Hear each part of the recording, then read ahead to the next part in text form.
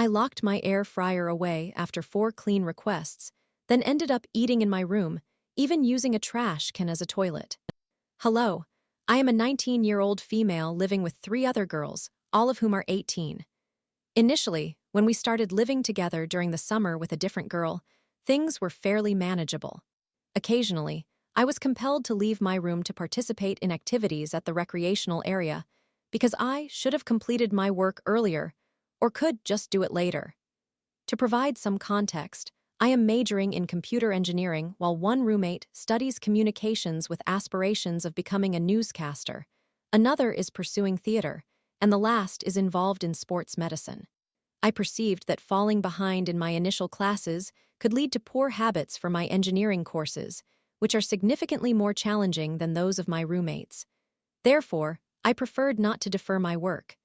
During the summer, I was also labeled a hermit. As we transitioned to late summer and met our new roommate for the fall, one of my roommates began disparaging her, referring to her inappropriately and criticizing her simply for wanting to meet at a Starbucks on campus. Fast forward to the fall semester, where things started off relatively well until they began making new friends. One of them, a 24-year-old male we will call F, along with another male, whom I believe is 22 and will refer to as U, constantly visited our dorm. They would come over to shower after volleyball practice, even though there is a wash station available at the courts, and they do not live far away. I discovered men's underwear left in the hall after their visits, which my roommates ignored. My discomfort intensified when they began bringing alcohol into our shared space. All of my roommates have a strong obsession with drinking, to the extent that they paid our previous roommate's sister to bring them drinks. Their loud and intoxicated friends frequented our space, often staying until 2 a.m. for several consecutive days, despite me expressing my discomfort with the situation. The real conflict erupted when I requested that they clean my air fryer. To provide some background, my roommates have never held jobs. Their parents cover all their expenses. I, on the other hand, have chosen to work because it pains me to see my parents financially supporting me and my siblings so extensively, even though we can afford it. I started working at 16 for my own spending money, and by my senior year of high school, I saved up for dorm essentials, including the air fryer. The only items in our shared living space that did not belong to me were a mini fridge gifted by my father and an old microwave from my sister. All I asked was for my roommates, out of common courtesy, to clean my belongings after using them. 2 of my roommates are particularly irresponsible with money, having spent $100 combined on cheap plastic Halloween decorations, while frequently expressing their financial struggles or begging their parents for a mere $7 to contribute for a couch cover. After asking them to clean my air fryer multiple times, I eventually expressed my frustration by saying something like, "Can whoever used my air fryer last please clean it, or I will have to move it to my room?" This was met with a unanimous denial of use, which was frustrating since I knew who had used it. Consequently, I waited until they were in class, cleaned it, and locked all my items in my bedroom. This led to an irritated text from them, stating I should buy my own kitchen towels, to which I simply replied, "I already have, since I did have a job and my parents supported me." This response seemed to upset them, and after a few days without the air fryer, they requested a meeting to discuss our issues. I asked our resident assistant to mediate our conversation, as we live on campus. They initially tried to evade the meeting, but I managed to secure support from the RA. Unfortunately, my soft-spoken RA brought along an RA from another building who took my roommate's side, leading me to withdraw from the conversation entirely. Now feeling isolated in my room, I would eat there. At one point, I was so uncomfortable that I created a makeshift toilet using a trash can and a large Ziploc bag. My distress was compounded by other factors in my life. To illustrate the kind of people my roommates are, one of them began dating a 22-year-old man at the start of the semester when she herself was 17. When I inquired whether he knew about her age, she hesitated, appending it to her Instagram bio, stating, "If he doesn't see it, it's his problem." Another of my roommates consistently defended this behavior, even though she often expressed frustration about the other 2 refusing to wash dishes, which resulted in a gnat infestation in our common areas. The roommates had no real fondness for the third roommate, and I had to persuade them to include her on a weekend beach trip, arguing that it would be rude to exclude her, especially since she had recently experienced a breakup. Furthermore, another of my roommates had a pattern of using men for financial gain or free food. She engaged with one man working at a campus eatery, sharing meals with him, which led to her spending the night at his place. She subsequently brought him back to our apartment to make breakfast, which was acceptable until she made a joke about them having intimate encounters all over the dorm, including in my room, which made me incredibly uncomfortable as someone who identifies as asexual. He eventually ended the relationship amicably, expressing a desire for her to focus on her studies during her first year, but she spent days sobbing on the living room floor, listening to music, despite having met him only once.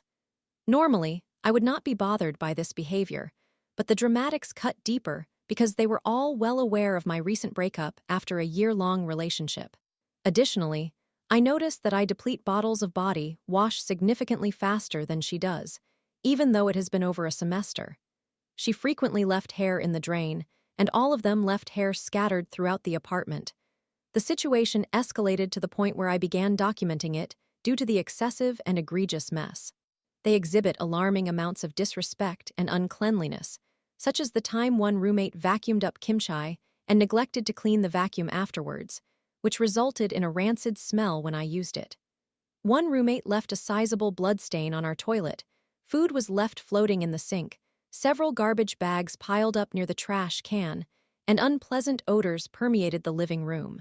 Despite not using the common areas or kitchen, when I entered for photos, I consistently spotted gnats, ants, and tiny spiders throughout the shared spaces, while my room remained free of pests. There was even an episode where one roommate experienced a massive infestation of winged ants on her bed and near her window. I had also requested they inform me whenever a man was present in our dorm, as I repeatedly mentioned that I do not feel comfortable around men, particularly their male friends supplying alcohol. However, my roommate invariably forgot, and on occasions when she did not know, I would wake up to male voices outside my door in the hallway. I plan to share this experience on both this platform and am I the asshole, because I genuinely want to know, am I in the wrong for distancing myself from them? I feel the need to express the distress this situation has caused during my first year of living away from home. Story 2. Crosspost from TFTFD. I thought she was checking in for a one-night stand.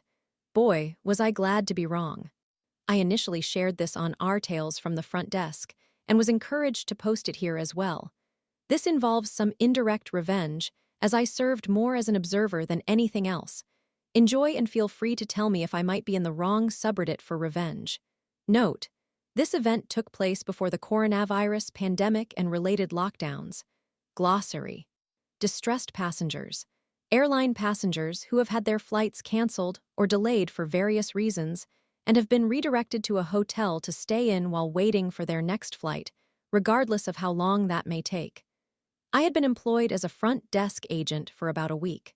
It was my first experience working in a hotel, so I was still familiarizing myself with the procedures, even though I had previously worked as a check-in agent for a cruise line. During my afternoon shift, things had been relatively calm, with just a few check-ins occurring. Around 7 p.m., a woman, we'll refer to her as Libby, arrived, and after sorting things out with the valet, she approached me. We exchanged pleasantries, and she expressed her desire to reserve a room, albeit only for a couple of hours. Clearly, we are not a motel, so I informed her that the shortest duration for which she could book a room would be for a full night. After inquiring about the price, $240, which is significantly high for the type of hotel I work at, by the way, she agreed and presented her credit card. This is where things start to get peculiar. As soon as I requested her identification to finalize the reservation, Libby hesitated and stated that she did not want her name associated with the reservation. Instead, she wanted to use the name of the gentleman who would be joining her later. I paused for a moment, and after confirming that she intended to use the room as well, I explained that I needed to include her name on the guest list for the room. I assured her that only hotel staff would have access to this list and that the man she intended to meet would not see it. I want to emphasize that throughout this entire interaction, Libby remained calm, polite, and understanding. However, I was beginning to suspect that she was planning a one-night stand and preferred her identity to remain concealed from the man, possibly because she was married or in a similar situation. While I could certainly understand that, I wondered why she didn't just book a motel instead. My suspicion was further reinforced when Libby requested that I add a note to her reservation so that, if we ever needed to address her by name in front of the man, we could use a different name. She provided me with a fake name for this purpose, or so I believed. At this point, I was clearly perplexed, but still striving to be accommodating, making an effort not to reveal how much I was trying to comprehend the situation. We continued through the rest of the check-in process, and she even showed me a picture of the man so that I would recognize him when he arrived. I handed her the key, and she proceeded to her room. About an hour later, the mysterious man walked in, let's call him Jake. My colleague, who was unaware of any prior events, ended up checking him in, so I did not get a close look at Jake. To be honest, I was not giving much thought to the situation beyond thinking, that's a bit odd. Not even 30 minutes had elapsed since Jake went upstairs when Libby reappeared, handing me both keys. They both had received one each, and saying thank you in a notably serious yet polite manner before walking away. Several thoughts raced through my mind while she made her way to the valet. 1. That was incredibly quick, even for a brief encounter. 2. Why did she return both keys? Where is Jake? 3. Libby, please tell me you didn't harm Jake. Security was positioned behind me, observing Libby and likely having the same thoughts I did. The security supervisor typically spends their shift hanging out at the front desk. My colleague and I began whispering to one another, still attempting to decipher what had happened, because Libby did not appear to be someone who had just enjoyed a pleasant encounter.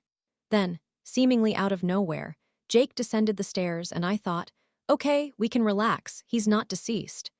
We could not see what transpired next because we were suddenly overwhelmed by a flood of distressed passengers around 30. I felt like I was going to lose it, and I resigned myself to the idea that I wouldn't discover what truly occurred between Libby and Jake. But then, the valet staff member approached, and oh boy, did he have some gossip to share. It turned out that Libby had instructed the valet to park her car in such a way that the license plate would remain obscured. Why? Because Jake is actually Libby's husband. You might be wondering at this point, why would this woman go to such lengths to conceal her identity from her husband?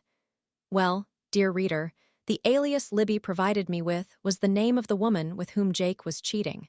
This incredible woman managed to convince her unfaithful husband that his girlfriend had arranged a romantic evening at a hotel, only for him to arrive and find his wife waiting on the bed instead. This remarkable individual returned downstairs, likely having confronted and thoroughly reamed out her clueless husband without a hair out of place. She calmly requested the valet to bring both of their vehicles back and patiently waited for Jake to reappear in the lobby so that she could extend her hand and retrieve the house keys from him. Once she acquired the keys, she simply got into her car and drove away. The only aspect that could have made this situation even better would have been if Jake's girlfriend had also been present to confront him. I like to believe she played a role in orchestrating this entire scene. Otherwise, how would Libby have managed to trick him into arriving at the hotel? In short, this woman embodies everything I aspire to become. Summary: a remarkable woman successfully deceived her unfaithful husband into believing that his girlfriend had arranged a night at a hotel, only for him to walk in and find his wife waiting for him instead.